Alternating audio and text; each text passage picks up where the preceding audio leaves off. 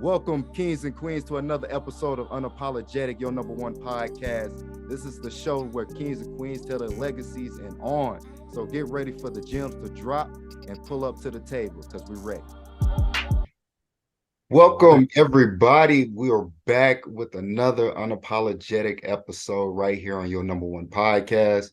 It's yours truly, Melly Mel, aka Mr. Unapologetic.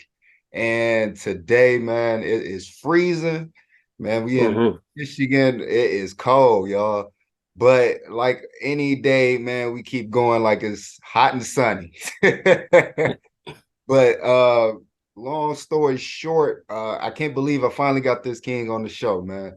I've been doing my research. I love what he's been doing as far as business and the outlet in the community, but I'm gonna let him tell it. Y'all already know how we get down. So please welcome Mr. Wardell Frazier. How you doing, King? I'm doing good, man. I'm happy to be on here finally too. Like you said, we've been trying to make this happen for a year now, and I think everything happens for a reason, Oh in my yeah. opinion, as far as timing. And I feel like timing is always where it's supposed to be at. So I'm blessed to be here and thankful for you having me on. I appreciate it, man. Y'all hear it, man. It's good to see that we're growing and expanding, to other individuals in the community and other states. But uh we have you on here today, man, because we admire the passion within the entrepreneur. You know what I'm saying? It's Right. not always chasing a bag, as most people Mm-hmm. call it today. Yeah. Uh, and I noticed that, man, like about a year or so ago, I'm in Grand Rapids. I'm at one of Grab's events, and Jamil just brought up this name, man. He was like, "Hey, man, Wardell and blah blah blah." And I'm like, "Man, who's this guy?" Man? When people talk about a certain person, that Yeah. means you gotta pay attention to them. You get what I'm saying? Right. To the conversation Exactly. at least, because there's a gem in there somewhere. So as he talked about you, I ended up walking off and conjugating with other people, but that always stuck with me. And Mm-hmm. so I'm like, man, when I did my research on just who you are as an entrepreneur and as a innovator, as I Right. call him. Man, it's amazing what you have created, man. Like you the CEO and co-founder, am I Right. correct? Exactly. Of S.W.A.G. Yep. And when I read it, I'm like, swag, like just clothes, the swag how I walk, you get what I'm saying? But it's succeeding while achieving greatness. I like Yep. it, man. What made that come about? Can you give us a little background of where Wardell came into this uh uh public figure, as Yeah. so to speak. Well, first off, like just to know the backstory of how you how my name came about with Jamil is just like that just makes me feel like on a high right there because I'm like, man, like dang, I feel like I didn't think I was like being talked about, but to be talked about like by Jamil, I mean, and I run into him a lot at different community events. He Right, definitely is right. somebody that I always looked up to and still look up to. So I'm like just like on cloud nine just to know that he mentioned my name in the presence of other people. Um, but yeah, with swag, it was crazy because like I was working for a charter school here in Okay. Grand Rapids, and it was called Grand Rapids Ellington Academy and Arts and Technology. Oh wow. So it was a school that was based Mm, and centered around arts and technology and just, trying to get students more involved in that tech side and the art side of the world. Um, and while at that school, like we were dealing with a lot of truancy and behavior issues with mm. students, and my role was an academic interventionist with students. So I was basically supposed to pull students out and to help be a mentor and tutor them in different subjects that they were struggling in. So we had this like meeting one day with our all staff meeting. It was like a youth development thing, and Okay. we had to come up with an incentive program how we would help the students to be better productive adults. And I told my fellow colleagues at the time, I was like, hey, let's name our incentive program SWAG. And I said it would be called Succeeding While Achieving Greatness. And this was like in 2014.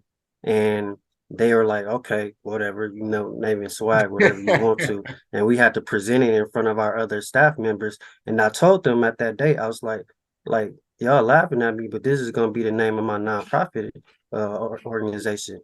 And Right. so years went by. My wife and I, we ended up moving to Florida for 3 years, and I was working for his organization in Naples, Florida. And I was leading their after school and summer program for middle school students. And I noticed that my students, my male students specifically, like they had like a real struggle with life skills, basic life skills, like so they needed help with social etiquette, they needed help with manners, they needed help with understanding like the So pretty importance of much like the what you learn in the household growing up as a child, they lack. yeah, exactly. Yeah. And Okay. I was like, I had a lot of freedom in that program. And I was managing a budget that was very flexible at the time. So what I did was I used some of my budget to reach back into people that I knew from Grand Rapids, like Chris Sang, Cynthia Walker, who has a program, Dream Keep It Moving. And it was another person, and they all had books. And I ordered books from these individuals who has curriculum attached to it as well. And I created SWAG as what we called it was a Hmm. project-based learning activity. So all my activities, all my lessons for students and community partners I worked at had to be in the form of a project-based learning activity. So that's how SWAG got birthed. And when I came back to Grand Rapids, I was actually working for the Y as a youth and family director. And I Oh, didn't have as much flexibility in that realm. And my okay. wife, she was talking to me at the time. She was like, you know what?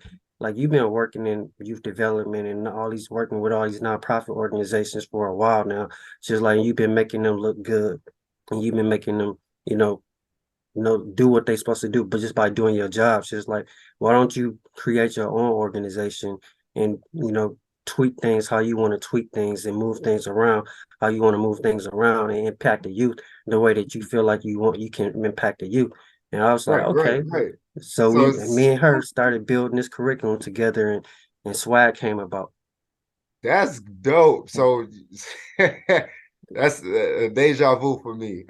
So pretty much your the queen of your household put the seed within you and in your mind and your thought. Exactly. You actually sprouted with this whole organization, Hmm. and that's incredible. Yeah. Uh, wow! Shout out to our women, man. Yeah, man. It's amazing. I mean, Man, and just to know that my wife is the co-founder and she handles like the administrative side of our organization. right, right. Um, I mean, it's just amazing to be able to say that it's something that we own together, as a household and making this happen. So Man, it's amazing. congratulations. Congratulations. It's how long? Thank you. So the organization has been established since 2018. Yes. Yep. Okay, okay, But 2018. we've been a non tax exempt organization for about 2 years, but we've been doing actually the program since 2018. Oh wow. Yeah. Okay. And you're just based in the Grand Rapids area? Yes. Yep. Okay. Okay. And now how do you okay, maybe I'm moving too fast. So let me back up. So as you was creating this program and implementing what you each thought, were there any outside eyes to look at the program to give their out input? Excuse me. Yeah, like a lot of it came from the students. A lot of it came from like I give credit um because the model that I created from SWAG came from the organization that I worked with in Naples, Florida. Like it's just and it still is, it's just an amazing organization that served kids from K all the way up to 12. And that's where What's I the got the idea to create my curriculum around project-based learning activities. So every lesson that I have is a project attached to the end of it.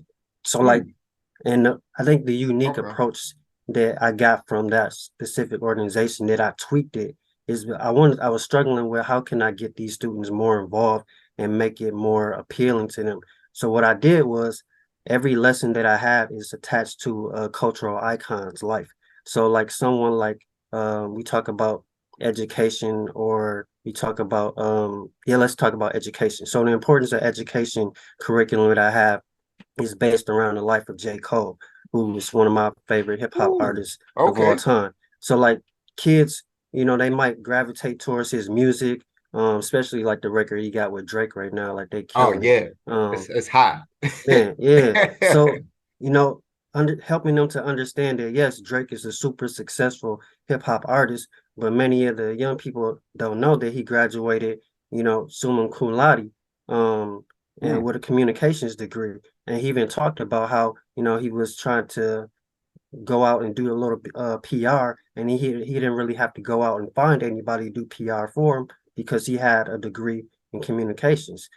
So I hmm. tie that lesson to a cultural icon like entrepreneurship. I tie that to LeBron James, the first active billionaire in the NBA, who's done Man, so many amazing things off the court as much as he's done on the court.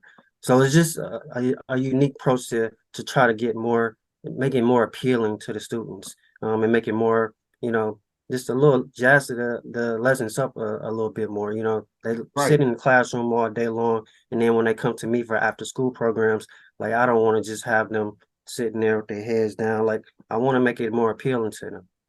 That that's all like a dope curriculum to even for as an adult to get into. You know what I'm saying? Man. Because that information that you take up, for example, LeBron. So you take Hmm. apart not just his upbringing, which Hmm. most kids could probably relate to, Right. but you then introduce them to the business aspects of him doing Hmm. Nike brands, movies. I Hmm. mean, God, he's in pretty much everything you can possibly think of.